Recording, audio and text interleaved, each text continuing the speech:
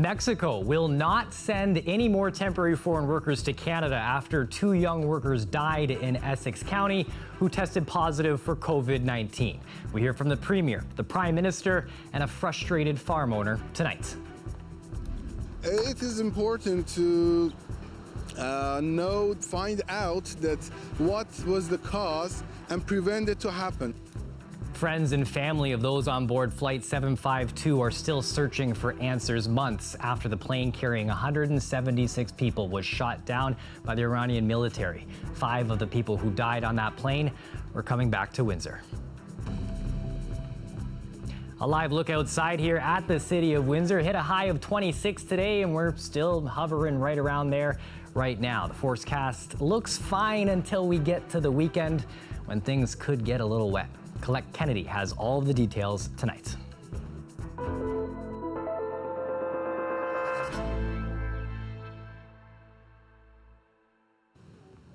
I'm Chris Ensing. Thanks for joining us. Another 14 farm workers tested positive for COVID-19 in Windsor, Essex today. Health officials and political leaders are focused on migrant workers in southwestern Ontario. Mexico has said it will not send any more temporary foreign workers to Canada, not until it gets answers on the deaths of 2 Mexicans who were farm workers in Essex County. The CBC's Jason Vio joining us now live.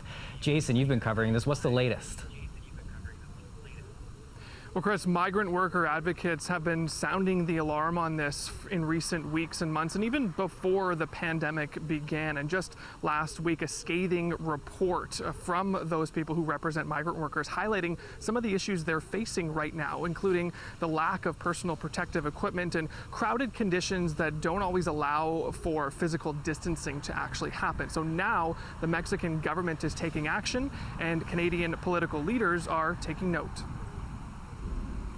Most of the temporary foreign workers have arrived at greenhouse operations across Ontario, but it's the farms officials say will be the most impacted by the Mexican ban. As many as 5,000 workers from Mexico are being held back for now. They essentially would not be able to harvest their crops, and that would be very disruptive to the Canadian food supply chain. Ontario's Ministry of Labour is currently investigating the 2 migrant workers who died in Essex County. A 24-year-old died earlier this month and a 31-year-old in May. We're going to make sure that we're following up not just with our partners around the world, but with Canadians to ensure that we know what happened. Trudeau spoke with Mexico's president today, expressing his condolences and highlighting the important economic relationship. But until the Mexican government gets those answers, the temporary ban will remain in place. We are looking that the conditions improved, that proper authorities find out what happened actually to that created this the spread of the virus that affected these 2 workers. Since the pandemic began, provincial Labour officials have done 88 field visits across the province. Most are in Essex County, and overall, they say they were random. There were also complaints about sanitation and concerns over the lack of physical distancing. Part of the problem now is the lack of testing of migrant workers. In Essex County, only about 700 of the more than 8,000 workers have been tested for COVID-19. We just have to get everyone over and get them tested, as many as possible. And I understand the farmers are nervous, the workers are nervous. And part of that nervousness is the fear of not being paid if migrant workers are forced to self-isolate for 2 weeks, something at least one farm operator in Leamington is vowing to take action on. We at Highline have identified that as a possible disincentive to identify that they have symptoms or to be comfortable working or being off work because they're not making money. So we've pledged to all of our employees that we will make sure that they're made whole financially. And he's asking other operators to acknowledge the problem and address it head on to ensure they're doing everything they can to stop COVID-19 from continuing to rip through the agriculture sector. Mexico's ambassador to Canada says it's believed 300 Mexicans have contracted COVID-19 here in this country, and he says that government needs assurances that things here in Essex County and across the country in the agriculture sector can be brought under control before they will let more workers from Mexico come here to Canada to work. Chris. Thanks, Jason. The CBC's Jason Vio live tonight. Now, as you heard, the federal government with an eye on this, but they've had weeks to prepare for migrant workers coming to Canada with hundreds of inspections at farms ahead of people arriving. Some of those inspections were virtual. Now, earlier this hour, Vashi Kapelos had the federal employment minister on Power and Politics, and she asked, since Mexico has paused the temporary foreign workers program, does the federal government, did they move fast enough? Mexico was very supportive of how we were handling quarantine. They were comfortable and confident in our measures. And now we need to make sure that they're comfortable and confident and we regain their trust that we're going to continue to take care of their people. I'm not sure it's a matter of us not having acted as quickly as we should have, as in now that this is happening, we have to act, at hyper speed. We want to show you a video now here. It's a look at the conditions faced by some migrant workers in Canada. This cell phone video captures the cramped quarters. You can see cardboard there. 12 workers bunked in a room, sleeping one on top of each other. Their beds only separated by those sheets and that thin cardboard. No space for physical distancing. The video was recently given to a Toronto-based human rights lawyer, and other migrant advocates have posted it online. Windsor Mayor Drew Dilkens says the city is expanding its isolation and recovery center to try to help with the migrant workers who test positive for COVID-19. The city is leasing a hotel here in the city for workers to self-isolate for 2 weeks. He says it's the same model that was used for people experiencing homelessness, and it's all being paid for by the farms, not taxpayers. The mayor says it's an effort to get the city to move to stage 2 of reopening as soon as possible. There's no doubt that I'm hearing from a lot of business people, a lot of members in the community saying we want to move to stage 2. Why are we being held back? The numbers in the city proper are very, very low, and they're largely, the new cases are largely attributed to the migrant farm worker population. And so we realize that something has to be done with that population. There's not a lot that I can do or that the city can do to deal with a situation that's multiple jurisdictions away from us, but is affecting our region. One of the things we can do is make sure the system is set up so that if someone is identified as being COVID positive, that they have a safe place to self-isolate for 2 weeks. And we're talking about people who don't have any other option because they're here from another country. Another move affecting our region, the Canada and U.S. border will remain closed to non-essential travel into the summer. Prime Minister Justin Trudeau making it official this morning. I can now confirm that Canada and the United States have once again agreed to extend by 30 days until July 21st the current measures in place along our border. This is an important decision that will keep people in both of our countries safe. Now, the border has been closed since March, at first only allowing commercial traffic and essential workers to cross. But last week, Ottawa announced some immediate family members separated by the restrictions will be allowed to go back and forth. The deal has been extended twice and was set to expire on Sunday. More than a dozen employees of a Home Depot in Toronto have tested positive for COVID-19. Health officials say that the risk to the public is low, but the outbreak is raising concerns and questions for Premier Doug Ford about whether masks should be mandatory inside stores. Lorinda Redikoff has the story. The Premier offering support after 14 employees at the Highway 7 and Yonge Street Home Depot tested positive for COVID-19. I will be reaching out to the president of Home Depot Canada. York Region Public Health says any customers possibly affected would have been in the store between May 30th and June 9th and had interactions with employees that lasted more than 10 minutes within 2 meters of distancing. The medical officer of health for the region says employee-to-customer transmission is rare. The employee usually gets it from somebody in the community, then they bring it into the workplace, and then some of them take it to their homes. Public Health is asking people to self-monitor for symptoms for 14 days and go for testing if they're concerned. Home Depot says it's provided face masks and PPE to all associates and that they're required to wear masks when social distancing cannot be maintained or where it's required by law. It's one more case that raises the issue of whether masks should be mandatory. The mayor of Markham wants them to be required in enclosed indoor spaces.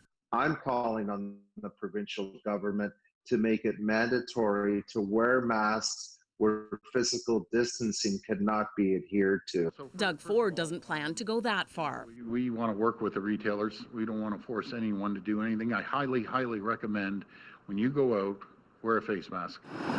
It It's set to happen on Toronto Transit. We are giving notice of our move to make face coverings mandatory on the TTC, and if approved, face coverings will be mandatory effective July 2nd. But don't expect a fine in Ontario if you're not wearing one. The police 14.5 million people would be very, very difficult. We just don't have the manpower. Lorenda Radicop, CBC News, Toronto. The federal government made it official today. It will extend the CERB, but as David Cochran reports, there's some new conditions. Over the past few months, Canadians have been able to count on the Canada Emergency Response Benefit. That benefit has been a lifeline for more than 8 million Canadians, but for many it runs out next month, so an extension of 8 more weeks. So if you've been getting the CERB and you still can't work because you're unable to find a job or it's just not possible, you will keep getting that $2,000 a month. I feel relieved. I feel safer. I mean, I'm so grateful to live in Canada. Asia Sachs works in a Toronto restaurant. Even as the hospitality sector inches back to normal, many workers still don't have a job to go back to or can't get enough hours to live without the CERB. I will absolutely need that, and I'm by no means the only one. Even with restaurants slowly reopening, we're seeing very few people actually being hired back. But while the checks won't change, the conditions will.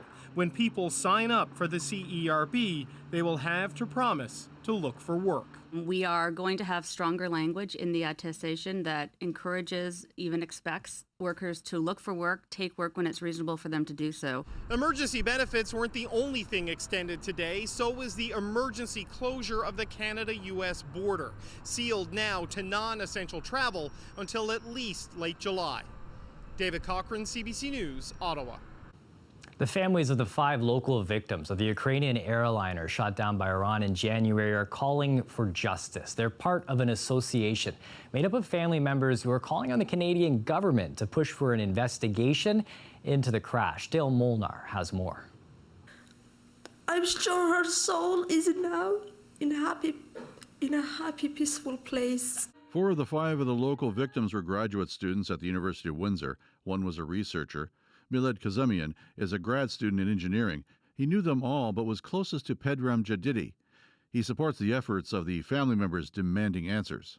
It is important to find out that what was the cause and prevent it to happen. Somebody should blame for that and and the other side is that how can we react to this to prevent it happen again? The association is made up of the families of more than 100 victims. 55 Canadians and 30 permanent residents of Canada were among the 176 people killed when flight PS-752 was shot down by the Iranian military shortly after takeoff from Tehran on January the 8th. The first question is, was it intentional or not? If that was a human error, just prove it. The family members are calling for Canada to join with Ukraine, Sweden, England, Afghanistan, and Iran to launch an investigation into the downing of the aircraft. The family members believe Iran is covering up the truth. They want Iran to hand over the flight data recorders to France as promised. They say if Iran doesn't comply, it should be referred to the International Court of Justice to enforce their obligations. We need to know the names. We need to know the details. We need to find the truth. Prime Minister Trudeau says Canada is trying to get the flight data recorders sent to France, but says Iran keeps using the COVID-19 pandemic as an excuse not to send them. We're going to continue to put pressure on the Iranian regime alongside our international partners to get answers, to get justice, to get compensation for the families. And this is something we've committed to do and we will continue to do. The Family Association has a meeting with Canada's Global Affairs Minister, François-Philippe Champagne, next week to press for an investigation. They want to make us tired and fed up and frustrated and give up. But we don't. We won't. Dale Molnar, CBC News, Windsor.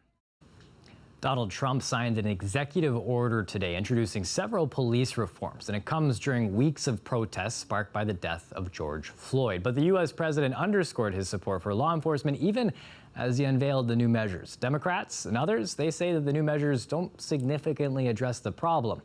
And we have a caution, there are some scenes in this report that some viewers may find upsetting.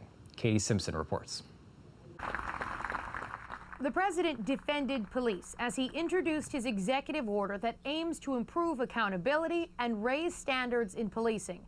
It's the first move from the White House after demands for change exploded across the country following the killing of George Floyd by police in Minneapolis, and on Friday, the shooting death of Rayshard Brooks by an officer in Atlanta. The order provides financial incentives for police departments to participate in certified training. Chokeholds are banned except when an officer believes his or her life is in danger. And it creates a national database to track officers who've been disciplined for inappropriate behavior. I can't breathe. Stop resisting. I can't breathe, please. Donald Trump said the number of problem officers in the U.S. is tiny and leaned into what will be part of his re-election message, presenting himself as tough on crime. Americans want law and order. They demand law and order. They may not say it. They may not be talking about it, but that's what they want. Some of them don't even know that's what they want, but that's what they want. And they understand that when you remove the police, you hurt those who have the least the most. The order does not require cities or states to reallocate funds from police departments to other community services, which is what many of the protesters have been demanding, using the phrase defund police as their rallying cry. Trump spoke for nearly 30 minutes, covering a wide range of issues. He once again condemned protesters, encouraging cities and states to call in the National Guard to stop looting. He also accused his predecessor, former President Barack Obama, and his Vice President Joe Biden of not doing anything to tackle police reform, saying they didn't know what to do. Katie Simpson, CBC News, Washington. Live look at the river there. Always fun watching the boats play in the afternoon. It's a joyful day with the sun out, but the weekend could be a little wet. Colette Kennedy has all the details in her forecast coming up.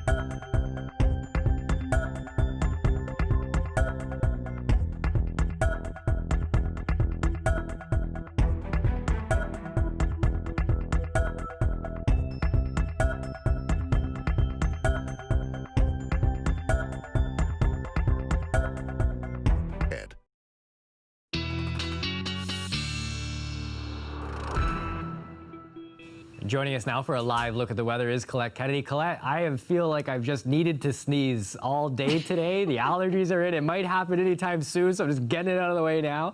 The forecast, I think it's a little bit of the wind. It's kicking up the pollen. That's what I'm telling myself. Yeah, is it you too? Because for me, it's not so much sneezing. I feel like I've been croaking. Like my voice, something's not right. We're trying. Yeah, it's okay. Bear with us, folks. Sorry, we're doing our best here. Yeah, but you know what? It smells so nice out there. Like I at least notice that when I'm walking around, like the scents in the air and things like that, the beautiful flowers and things like that. So we croak a little bit. What are you going to do? I have to tell you, you know, it's so nice as we're getting closer and closer to summer. We're getting closer to the longest day of the year. Sun doesn't set till 9/11, and when we've got these beautiful sunny conditions, dry conditions, so we still have lots of time. I mean, after the newscast, of course, there's still lots of time to enjoy the nice conditions and the evening. Steady climb of the temps, so that we're going to be seeing steady climb of the humidity as well, so the air conditioner's going on. And it is official, though, as we come towards Saturday, officially we get into summertime. Our average high at this time of year, you can see today pretty close to those numbers. Today's high was 26.1, so a little bit above average. And in fact, we're still kind of hanging on to that number here at 26. I do just want to show you the temperatures across the province so that you can see all that heat from the Midwest that stretches up into northwestern Ontario. 31 in Kenora and Pickle Lake at Thunder Bay at 30, Sandy Lake. 28 degrees. That heat will be pushing our way as it streams eastward. So yes, we're just near our average or seasonal highs right now, but we're going to be finding those temperatures and the humidity going up. Only a little bit of humidity at the moment. The air is really comfortable and those dew points aren't very high right now. And certainly we continue to have high pressure in place. It's really a blocking pattern we're seeing in the upper atmosphere. That's going to keep protecting us through this week. As we get towards the end of the week into the weekend, we start getting into a slim chance to start seeing some showers kind of bubbling up. But look at this, sleeping weather's still pretty good with our overnight lows, 13, 14 degrees for those temperatures. Tomorrow, the heat starts coming in a little bit, getting closer to highs around 30 degrees. The humidity starts coming up, not as much tomorrow, but certainly towards Thursday and into Friday. That's when we get into the low 30s, and then it begins to feel like we're in the upper 30s towards 40 as we get towards the weekend, Chris. Upper 30s and 40s. Though that low temperature overnight is really helping those of us who haven't installed that AC unit yet. So I appreciate that for sure. That's helping. There you go. For a few days yet, anyway. For a few days, yeah. Thanks, Colette. You're welcome. Now, when we come back, China is trying to clamp down on another major outbreak of COVID-19 after weeks of no new cases. So how did this one start? We look into that next.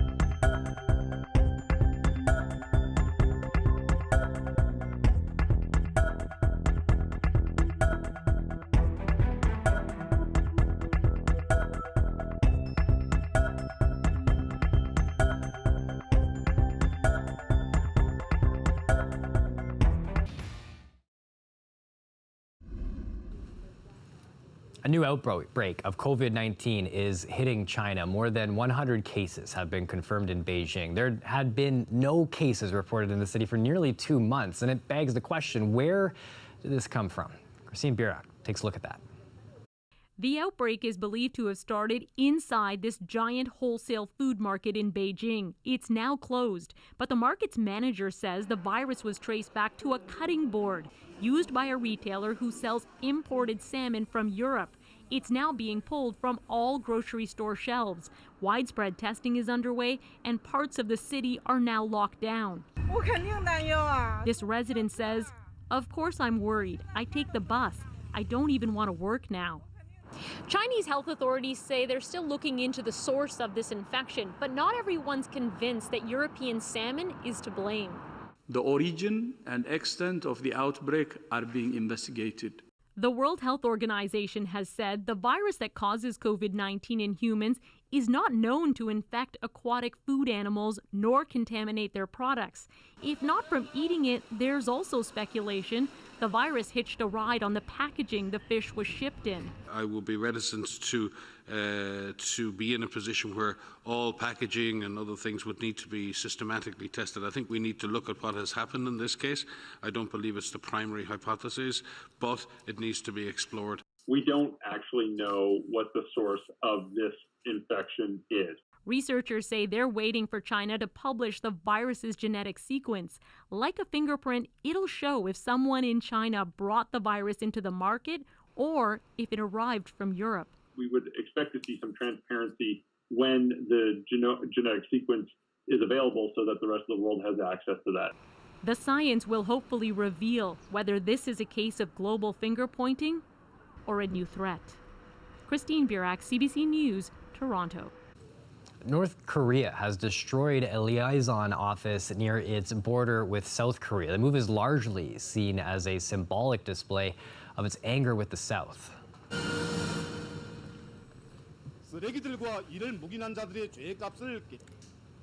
Now, the building was empty when the carefully choreographed explosion was carried out, but it's still considered a major setback for efforts by Washington to foster better ties with North Korea. The regime has been threatening military action if the South doesn't stop activities from sending propaganda leaflets over the border. Activists, both China and Russia are calling for all sides in this volatile region to show restraint.